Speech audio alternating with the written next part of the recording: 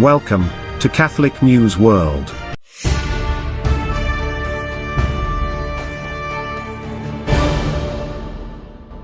Welcome to Catholic News World. Please subscribe to our channel. My name is Steph. Here are this week's breaking news headlines. Thousands of youth are arriving in Lisbon, Portugal, for the 37th World Youth Day, with Pope Francis.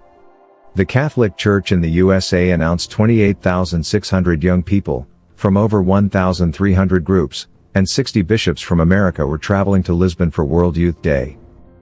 The bishops in Canada announced 5,000 youth registered.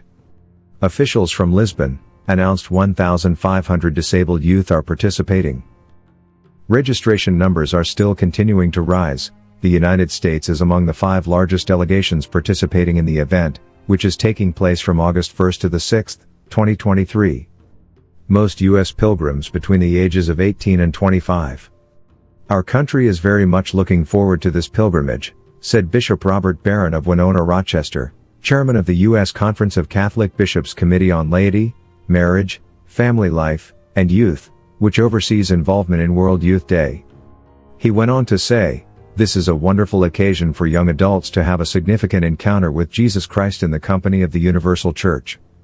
It is also a moment when the Holy Father and the Church's leadership get an opportunity to listen to the young people present, teach and form them in the gospel, and ultimately send them towards their vocation and mission in the world."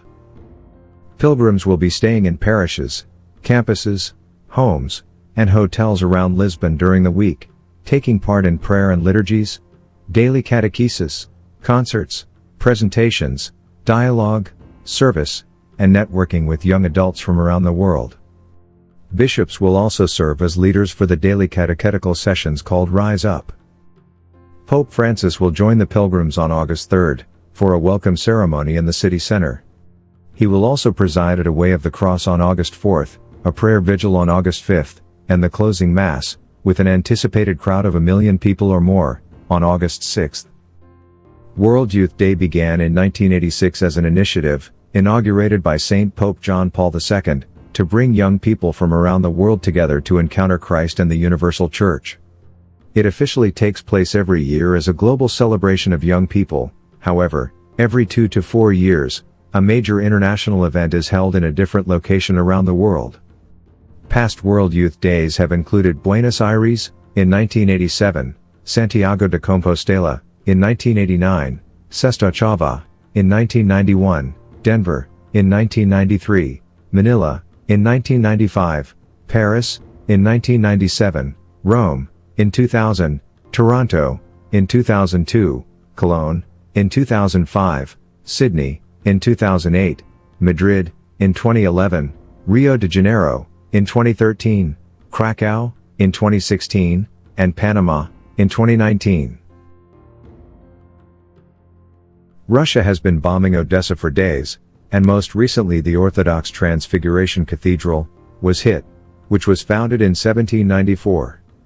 On Sunday, July 23, the city's most important church was attacked and badly damaged.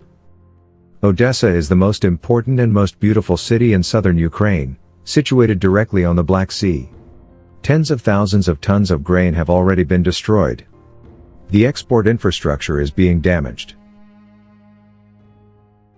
The Sound of Freedom movie continues to make movie history as it earns over $125 million in theaters, since its July 4th release. The film is based upon the true story of former government agent Tim Ballard, who quit his job to rescue a little girl from sex traffickers in the Colombian jungle. In the process, Tim ended up saving 123 people, 55 of which were children, from one mission alone. The film stars Jim Caviezel, who played Jesus in The Passion of the Christ, Mira Sorvino, Eduardo Verastegui, who is also a producer, and was written and directed by Alejandro Monteverde of the Bella movie. The film had a debut on Capitol Hill and is set to be released internationally, with over 90 countries requesting a showing. The screening was sponsored by Speaker of the House Kevin McCarthy. It brings to light the sad reality of human trafficking. A fire destroyed a historic church, damaged a Franciscan convent and saints' relics in Palermo, Italy. The fire destroyed the 400-year-old church in Sicily. As the Catholic press agency SIR reported on July 26, the bones of Saint Benedict of San Fratello, who is a patron saint of Palermo, were also burned. Only a small part of the relics could be saved. Saint Benedict Manassery was canonized in 1807. His parents were once taken as slaves from Ethiopia to Sicily. After Benedict was released from slavery, he led a saintly life in the Franciscan order. On April 4, 1589, the religious, also known as Il Santo Moro or Benedict the Moor, died in Palermo. The church burned almost completely, and the neighboring monastery building of the Franciscans was also severely damaged. The cause could be arson in the monastery complex on Monte Grifone. It is with weeping hearts that we announce that little remains of the bodies of Saint Benedict the Moor and Saint Matthew of Agrigento, the religious said. Please intercede with heaven for those who are suffering in these hours and for those who are helpless victims of such a great catastrophe. Strong forest fires are currently raging in Sicily.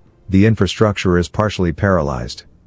Palermo Airport had to be temporarily closed due to the flames. Thousands of people are cut off from electricity and drinking water supplies. Watch our programme every Friday at 7:30 p.m. Thanks for watching.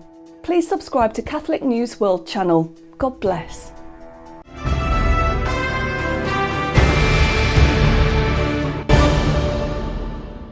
Please subscribe to Catholic News World's YouTube channel. Thanks and God bless.